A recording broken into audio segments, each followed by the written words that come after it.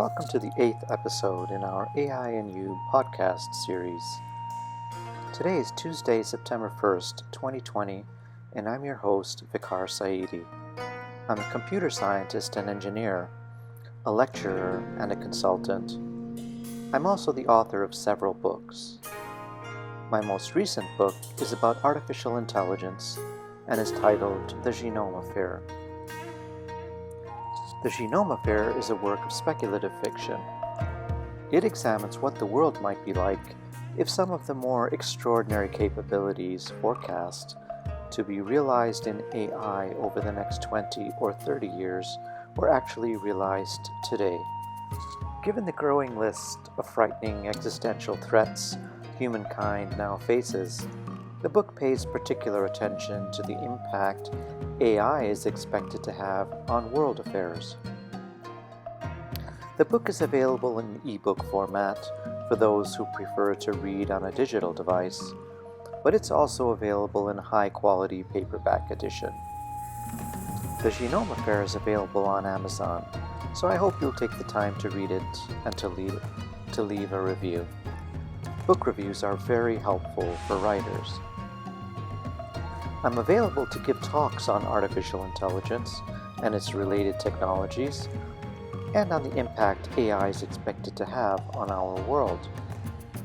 If you'd like to get in touch with me to arrange an event or consulting meeting at your company or organization, you can find my contact info in the podcast notes below. And now, on to today's podcast. In our last podcast, episode 7, I talked about human intelligence and the rich varieties of intelligence that are present in Homo Sapiens. I also talked about the popular perception of intelligence, how this has influenced society, and what it means to our future in a world of ever-increasing, narrow, and then general AI agents. I closed with a discussion about how humankind has, for most of history, believed that intelligence resides in the heart rather than in the brain. In today's podcast, episode 8, I'll talk about why we should care about artificial intelligence and its enabling technologies. I'll also share some fascinating news and developments from Neuralink, announced late last week. Neuralink is a company focused on brain-machine interfaces and was founded by Elon Musk, who also founded Tesla and SpaceX. Let's get started.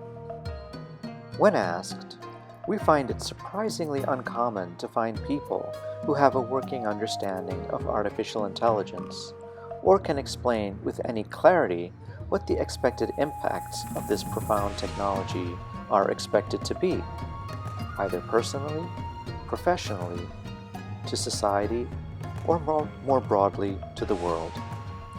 This finding is surprisingly true of even highly educated people. This is actually why I prepared these podcasts, precisely to help the general population attain a meaningful understanding of AI and its enabling technologies. Perhaps people are just too preoccupied with their day-to-day lives to worry about the wide variety of risks and impacts AI is expected to have on their personal lives or on society sometime in the future. Some of these impacts may be so serious that many scholars believe they may pose an existential threat to humankind. But most people tend to direct their day-to-day attention towards more acute or visible challenges. This phenomenon, in which humans are more focused on more immediate challenges, seems to manifest itself when we examine other important issues facing humankind, whose impact may not be overt or immediate.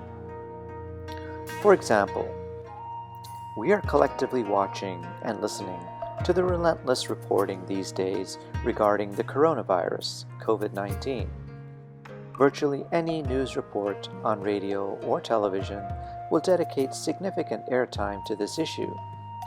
But these very same news outlets will only occasionally mention the impacts of climate change and subsequent ecological collapse now evident in nearly every nook and cranny of our planet. From the dramatic change in weather patterns, the erosion of vast segments of coastline, and the extinction of species, the impact of climate change are unmistakable. Nevertheless, society's response has been relatively muted. Until an acute incident, such as the recent series of fires that erupted in Australia during January and February of 2020, governments and executives overseeing the three major polluting industries responsible for 65% of greenhouse gas emissions. These are electricity generation, agriculture, and transportation.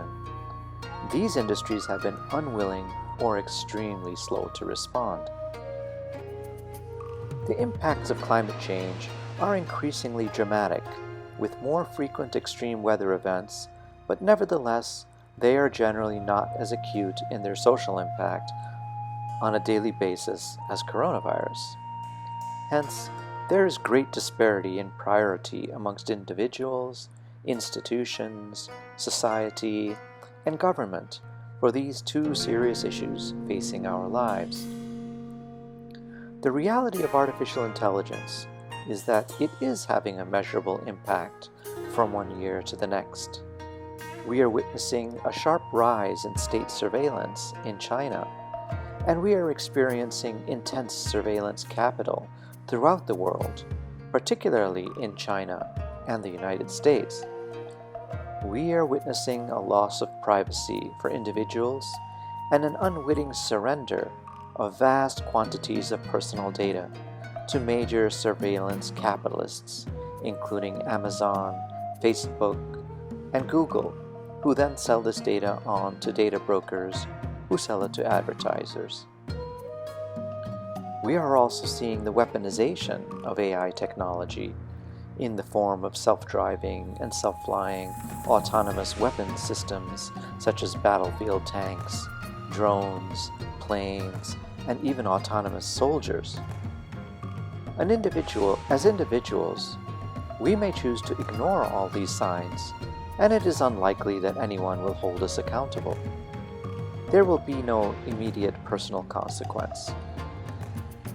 If we do pay close attention, we may be able to plan in such a way that we can minimize any direct impact on ourselves, our families, and our communities. Whereas if we ignore these signs, we are likely to face the full brunt of AI technology's impacts. Once again, in either scenario, no one is likely to hold us accountable for not having paid attention in the case that we were too late. But if we are leaders in various organizations, such as government agencies or branches of government, for-profit public or private corporations, or not-for-profit institutions and foundations, if we are not aware of the developments in AI and its related technologies on our business, employees, supply chain, marketplace and customers, community, society, nation, geopolitics, and global affairs, we may contribute to the decline or complete failure of our organization, and this may have wide-ranging impacts. In the long run, we may go out of business, or perhaps our fate will be something even worse. Furthermore, as leaders, members of our staff, employees of our companies, and so many others depend upon us to think strategically and be informed about the potential risks. This is a critical function of organizational leaders. If we are exposed as being unaware, we are likely to damage our reputations as leaders, and perhaps it will be necessary to remove us from our positions. We may embarrass our fellow organization leaders, or even our most senior leader, and this would be unacceptable. Thus, it's worthwhile to periodically engage with experts by inviting them to meet with your leadership teams and answer questions. I am available to give talks and also to engage with your leadership teams. I do encourage you to consider this seriously. Now let's move on to our next topic, an exciting update from Elon Musk called Neuralink and the Three Little Pigs. The Neuralink version of the story, that is. The technology is initially being targeted at overcoming trauma in the brain and spine that has resulted in paralysis. Neuralink is now a seamlessly implanted device. Using robotics, a surgeon will replace a section of skull in the shape and size of a coin. The robotic surgery necessary for the ultra-high precision procedure is initially being developed and refined by implanting in the skulls of pigs. The Neuralink device is 23 millimeters in diameter, about the size of a large coin, and is about 8 millimeters thick. The human skull is 10 millimeters thick. The device has very fine wires or threads that are connected to the brain. The Neuralink device is wireless and has a 1 megabit data rate. It has all-day battery life and 1,000 channels. It uses inductive charging, much like a smartwatch, and once implanted, the device is virtually invisible. As previously mentioned, a high-precision robot performs the implant procedure, and it takes about 1 hour without general anesthesia. Since fine electrodes are being inserted into the brain, there is significant risk of bleeding. But the robot takes an image of the implant region and then uses superfine precision while connecting the wire. It is able to make these connections without touching any blood vessels and therefore avoiding any bleeding. Musk then introduced Joyce. Joyce is a normal pig, the control in the group, who has never had an implant.